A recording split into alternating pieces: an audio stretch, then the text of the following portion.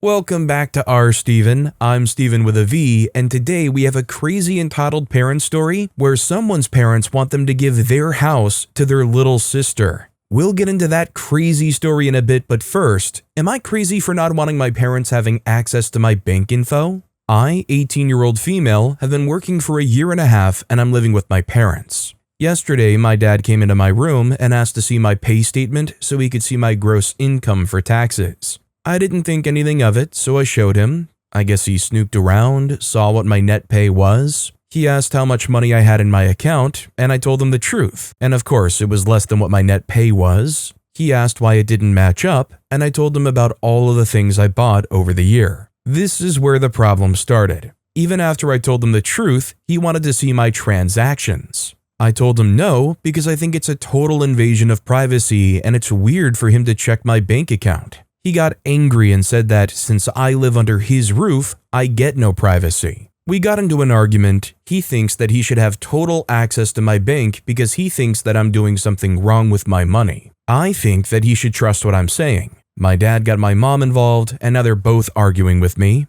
My dad now wants my password to my bank account and I think that's totally unfair. I should be allowed to have some independence. Keep in mind, I don't have access to my card. Every time I want to spend money, I have to ask permission, and then my parents will allow me to use my card. So they literally know what I do with my money. I've never once complained about this ridiculous rule out of respect for them, so I don't understand why they don't have respect for me. I feel overwhelmed. I know I have nothing to hide, so the problem will be solved if I just show them my transactions, but it's the principle of it. I want them to trust me. I want them to give me privacy and independence on what I do or don't do with my money. I want a second opinion. Am I in the wrong? I'd love if any of you guys left a comment if you feel differently, but I feel like there is some nugget of sense here. Just in the sense that your 18-year-old kid, you want to be able to teach them financial literacy, make sure they're not making bad choices with their debit card, because I'm assuming this isn't credit.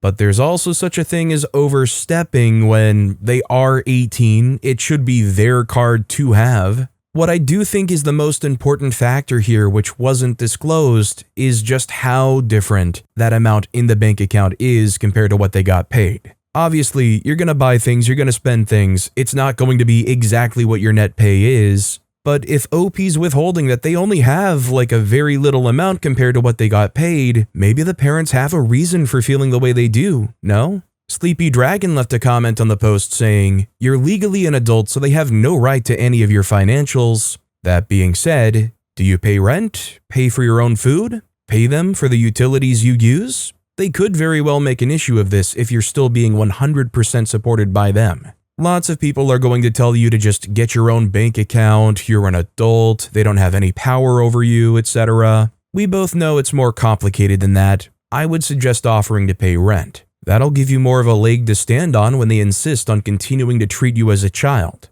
They need to stop treating you as a child, but you also need to start advocating for yourself and behaving more like an adult as well. And also, hi there, if you enjoy crazy entitled parent stories, it would be much appreciated if you could hit those like and subscribe buttons down below.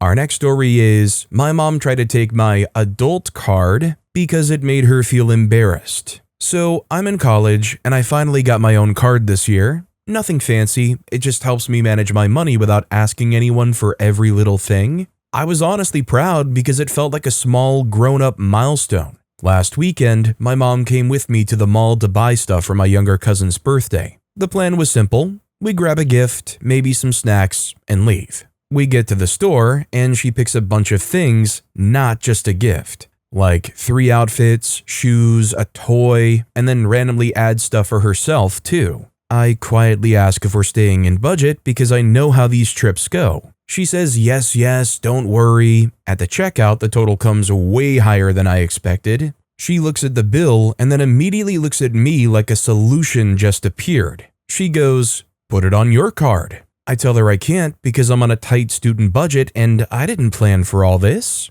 She laughs like I'm joking. "Why do you even have a card if you can't use it for family stuff?" I say I can pay for the actual gift, but not everything else. That's literally what we came for. She gets annoyed right there in front of the cashier saying, "Wow, so you're counting money with your own mother now." I raised you and this is how you act. I try to stay calm and repeat that I'm happy to cover the gift, and that's it. Then she says the wildest thing. Fine, give me the card. I'll keep it with me so I can use it when needed. You're clearly not responsible enough. Like what? I tell her no. She starts doing that dramatic sigh thing and says to the cashier, "Kids these days are so selfish. They forget who paid for their whole life." We end up paying separately. She sulks the entire ride home and later tells my aunt that I refused to help family, even though I literally paid for the gift we came to buy. The funniest part is she didn't want help. She wanted control.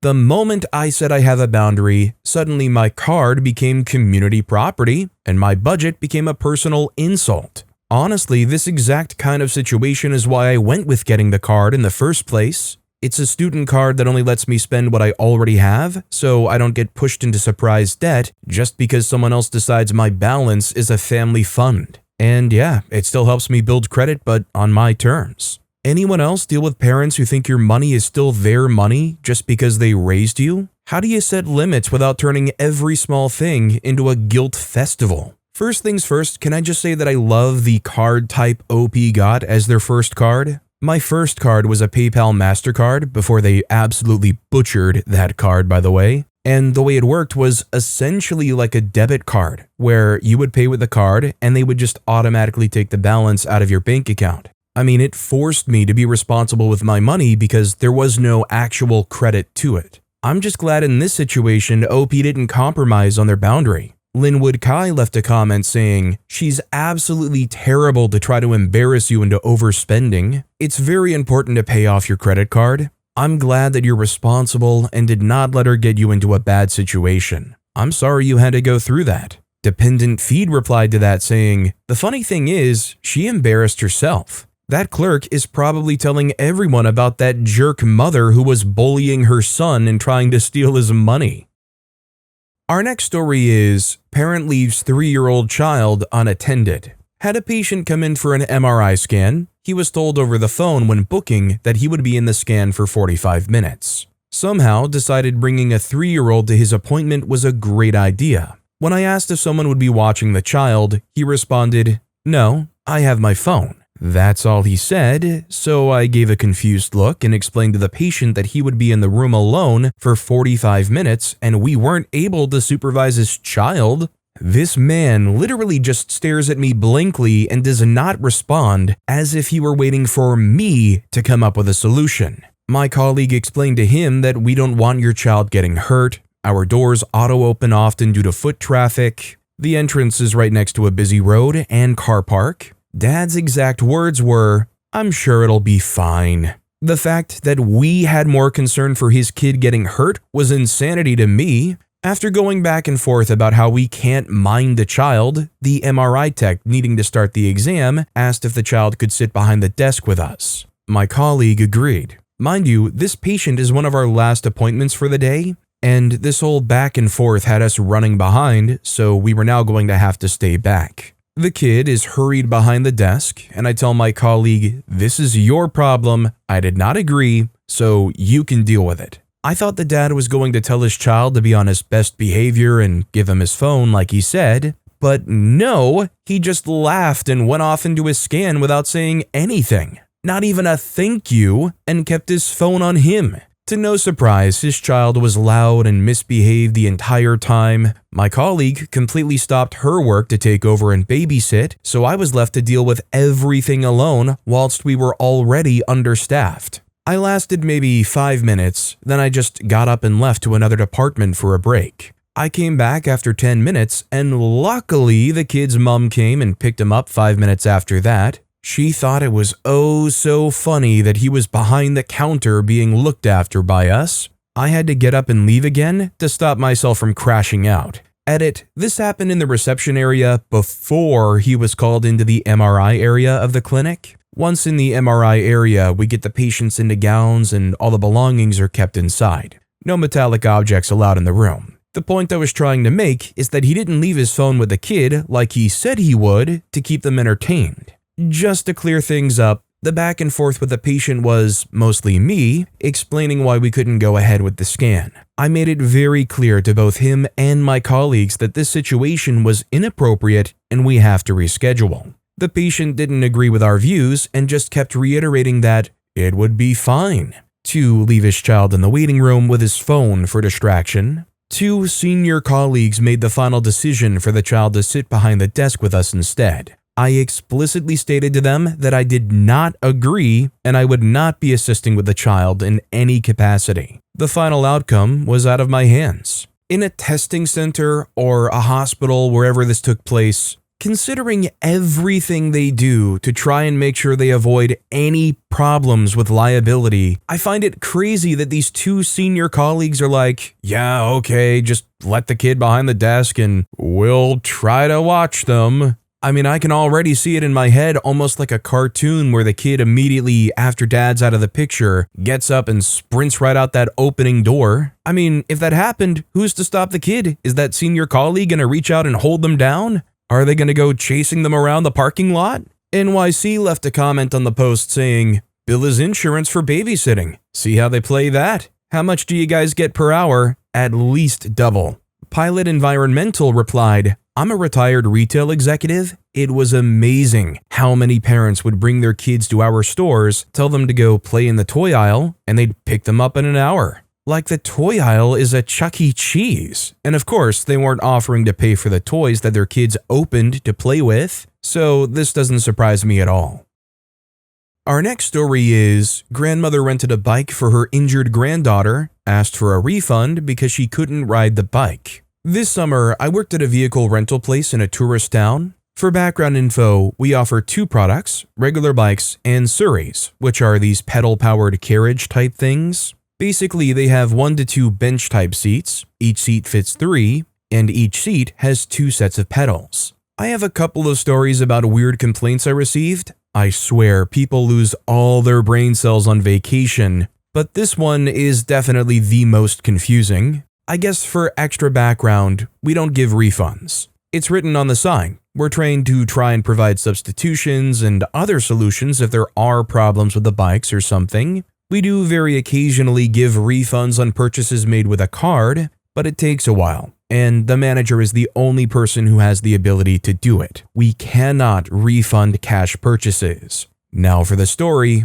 One day, I was on my shift. It was a pretty slow day, so I was just sitting reading my book and waiting for any customers. This woman comes up with her 2 granddaughters and rents 2 bikes, paying in cash. The shack we sit in makes it so we can't see below the counter very easily, and honestly, why would we need to, right? Since I don't make a habit of looking at customers' feet, I didn't notice that one of the girls was wearing a cast on her foot. I give them helmets, show them the bikes, and sit back down as they ride away. About 5 minutes later, they return and the grandmother just tells me she can't ride this, giving me an expectant look as if I can fix this problem. I explained that we can't give refunds, especially on cash purchases. Then I go into problem-solving mode. Luckily, it was slow that day, so I had time to deal with this. I offer one of our Surreys, so only 2 of them have to pedal, and the girl with the cast can sit in the middle. The lady then explains that she has a back problem, so she can't pedal either. At this point, I don't know what she wants. I've done what I can do and have told her such.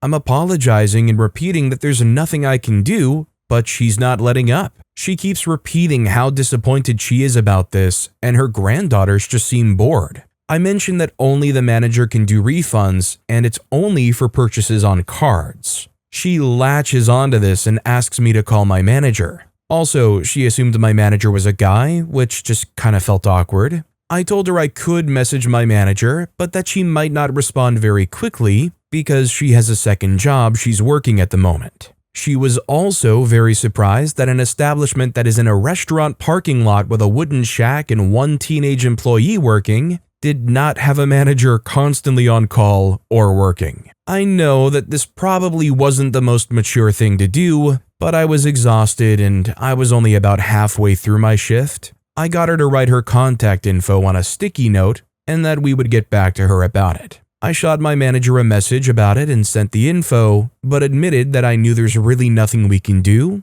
and I just needed her off my back. Honestly, I was mostly just confused afterwards. I finished my shift with only a few more customers, who were all very normal and polite. I went home and took a shower and a good nap.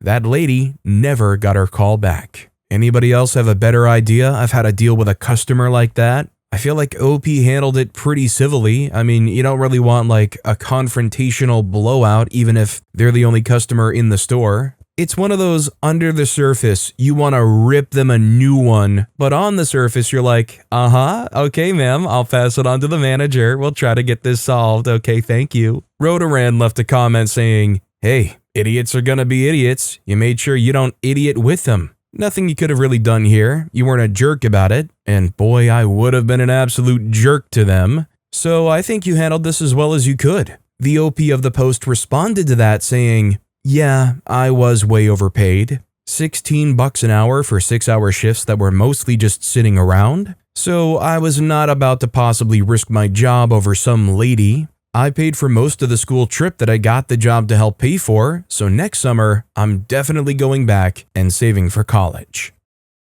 Our next story is, today, I found out my own mom nuked my credit score, and her excuse was insane.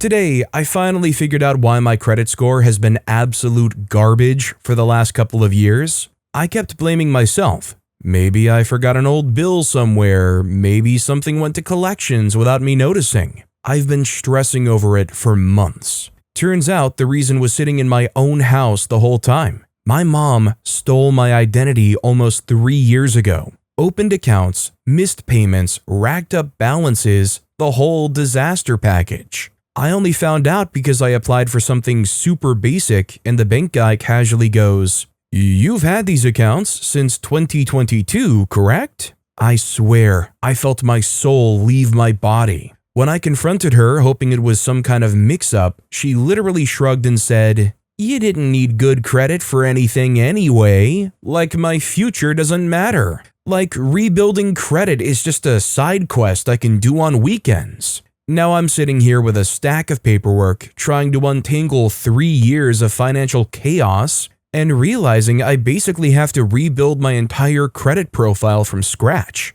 I've literally gone back to the basics. Tiny charges that auto-clear from my checking, zero chance of anyone else touching it. The kind of slow, boring rebuild you do with a card because it only spends what's already in your account. It's the first thing in months that feels safe, I guess. I would love to know what OP's relationship with their mom is like after this point because I don't know if I would be able to have a relationship with a parent that did that to me. Am I alone in that? It would take a long time at least for me to come around to talking to them again. Wife of Bath left a comment saying, "It blows my mind when people refuse to report stuff like this. You don't have to untangle anything. File a police report. Get the crap dropped off your credit. Your mom didn't care about you. Why wouldn't you return the favor?" Our next story is, my parents want me to give my little sister my house. As I was venting to my friend today, she told me that she had read stories like mine in this sub, but she thought they were all fake until today. I figured I'd share some of this BS here, maybe in the off chance that there are other people with like really crappy parents out there too who can commiserate. So my husband, 35-year-old male, and I, 32-year-old female, really lucked out during COVID and bought a fixer-upper in New York City with a 3% mortgage rate. My mom actually almost torpedoed this deal for us by calling the seller's agent and yelling at him to not sell us the house, that he was ruining our life. This was bat crap crazy, especially because we were buying with all of our own money, so why my mom thought she could go behind our backs and yell at the real estate agent to end the sale is freaking crazy, but this is basically my mom. She works every holiday, Thanksgiving, Christmas, birthdays, and more, so we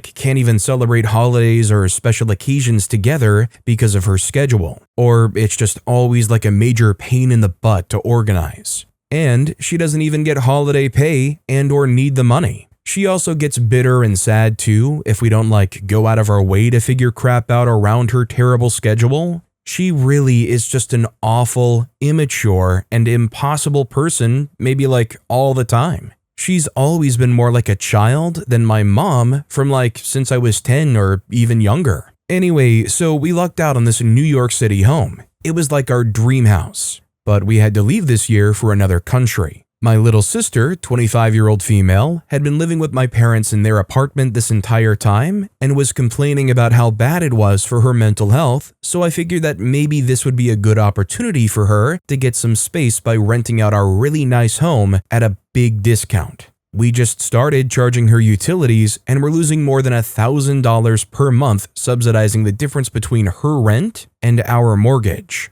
And if we wanted to officially rent out our home on the market, we would actually make over $1,000 a month. We're not rich enough to subsidize this $1,000 a month difference for a long time, so we told her that if she can't afford to pay the full cost of the mortgage, we can't afford to subsidize it, so she would have to move out. And she basically said that we would be making her homeless despite the fact that she can always move back in with my parents, and also the fact that she can definitely afford the full cost of the mortgage too. She basically moved into our very nice life right where we left off. She was driving our brand new electric SUV that we actually just sold to her at a deep discount too. We have solar panels, so like utilities aren't even an issue. We renovated and also upgraded everything, so everything's practically new and sparkly. Beautiful new kitchen and my brand new TV with its equally expensive surround sound system, PS5 and electric leather recliner setup, but my mom told me that my little sister thought it was very unfair that she's basically paying our mortgage and that she gets nothing in return. And my mom asked me to basically sell my little sister our New York City house with its 3% mortgage rate at a deep discount, which also didn't make sense to me because of my little sister's inability and refusal to pay it.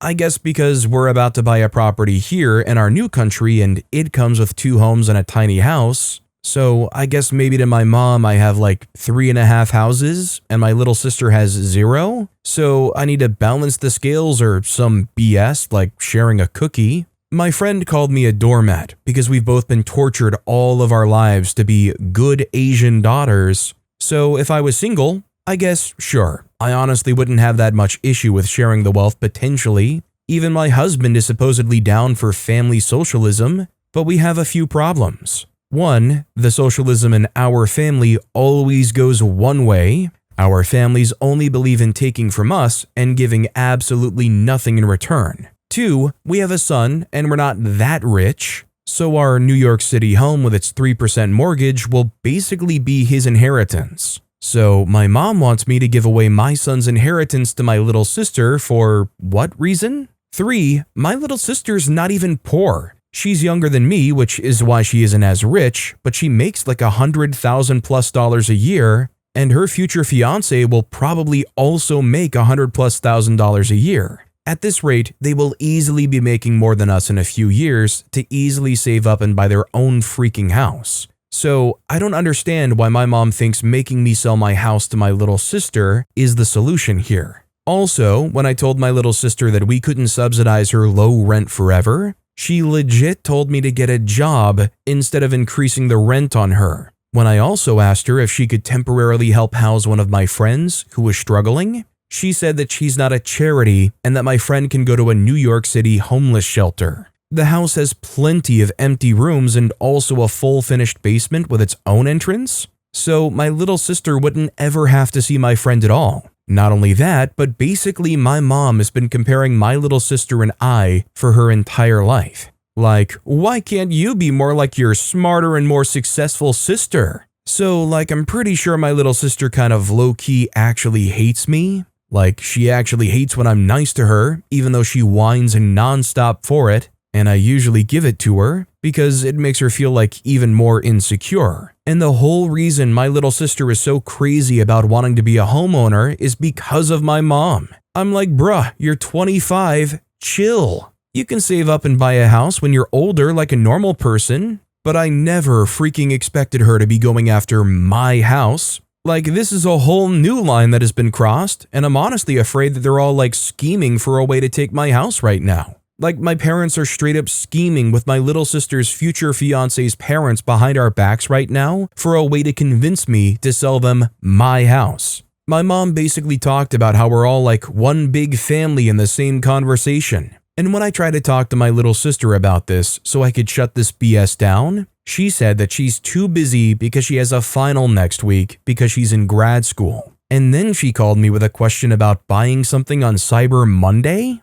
She has the time and money to shop on Cyber Monday, but not talk to me about this BS? I've been really nice to her because she legit will literally run out of a car or the house whenever I ask basic questions. She had a psychotic breakdown a few years ago by overdosing on weed gummies, and she got over it by pretending it never happened. And basically, whenever I confront her about anything, she will literally just freaking run away. I am not kidding. This is an even wilder story because I had multiple ending attempts as a teen. The first one was because my wonderful dad told me to do it. And my parents basically always blamed me for everything that was bad in the family. And my little sister basically told everyone that I was crazy. And my little sister has also basically been mad at me too for having wanted to end things for the trauma that I gave her. But yeah, I got better, lots of therapy, and became very successful in practically almost every way somehow, despite my family, which I think drives not only my little sister crazy, but all of them crazy somehow too. So does anyone else have a train wreck of a family like mine? And any tips on how to navigate this toxic family relationship? I actually do worry about my parents spending time with my son too because they're so toxic. I also bought my parents multi-$1,000 plane tickets to come visit us for Christmas too. I tried to reschedule because I didn't want to see them after this, but I'm pretty sure they want to come to try to convince me about this garbage. There's actually even more to all this garbage BS too, but I'm pretty sure this is more than long enough. If anyone has tips on how to make peace with a family like mine, please let me know. And yeah, if I have no self-respect and need to grow a spine for my son's sake, I need the reality check so I can be a better mom. And if I'm also just plain insufferable and deserve all of this, let me know. Thank you for reading this long post. I don't even say this to try to be rude to OP, but how do you write such a long and fairly well-written post about how your parents want you to essentially give away what has to be at least $1 million+ worth of real estate, and then also include the details of the horrendous things your dad said to you growing up, how they all resent you, how they're a plague to your whole life, and then go, but I don't know, do I need to stand up to them for the sake of my son? My opinion is OP not only needs to stand up for the sake of their son, but for the sake of themselves. Family traditions or not, those people aren't treating OP like family. Is it worth keeping them around in OP's life just because they hold the title of mom, dad, and sister? Our next story is, my parents still rant and whine about my college rejections when I'm pushing 30. I'm currently back in my hometown for Christmas for a few days, and one of the first things my parents talked about while we were getting ready to go to our relative's house was how my cousin Jenny got into Stanford. They were acting like she's a celebrity and low-key throwing shade at me and acting like I wasted their money back in high school because I didn't get into any Ivy Leagues, and so they have nothing to brag about with their relatives. I'm literally 28 years old. My mom even remembers down to the detail how many colleges I got rejected from, my SAT scores for each section, my extracurricular activities, and even which of my friends got into which colleges. At one point, Dad said, "Is it too late for you to consider computer science? We'll make way more money than you make now." Then my mom started saying, "You know Clara, daughter of my cousin Susie? She got into Harvard early action. You didn't get into Harvard because you didn't apply yourself in high school. I told you you should have done more extracurriculars." I didn't really have an answer because I don't care. This was like 5,000 years ago. I have a career and graduated from a UC that isn't prestigious enough for them because it's not an Ivy or Stanford. I'm not rich, but I am doing fine. Most of the people I knew from high school who got into Ivies aren't exactly all billionaires either. My parents are older Chinese immigrants, and even though I moved out 10 years ago, they still act like this every time I come back because they're both retired and have nothing to occupy their minds and time. I think even when I'm away, my mom thinks about my college rejections and AP scores. When we were in the car, she said, Do you remember how in high school you got rejected from Yale and even Columbia, but even Kevin from church got into Yale because his mom hired a tutor for his essays? And you did Key Club and Sarah and Vivian did too, but they both got into Stanford and you didn't, and their SAT scores weren't even higher than yours. I am almost 30 years old. So you can feel the exasperation OP ended that story with, and OP hit the nail on the head. These parents have nothing going on in their lives. They need a hobby for real. Their life is living vicariously through their children, and no parent should do that. Like, live vicariously through their career choices, their successes, their athletic endeavors when they're in sports or whatnot or competitions, sure. But your life shouldn't be your kid's life, if that makes sense. Wooden Luck left a comment on the post saying, "They're holding on to your college apps like it's a fantasy football league. Let it go." OP replied, "To them, it's literally that. Like playing The Sims and customizing your character. Mom actually remembers each of my SAT and AP scores. I told you should have studied harder for the biology test, and you got lazy, that's why you only ended up at a UC. Your cousin got a 720 on the writing section and not 760 like you did, and he still got into Columbia. I bet he's not even that smart." But with that being said, that's all the time we have for today. Now, the cousin might not be that smart, but what would be smart is if you checked out another crazy entitled parents video on the left. Or you could still be smart if you want to check out my latest video on the right. That said, I'll see you all next time with some more incredibly crazy entitled parent stories.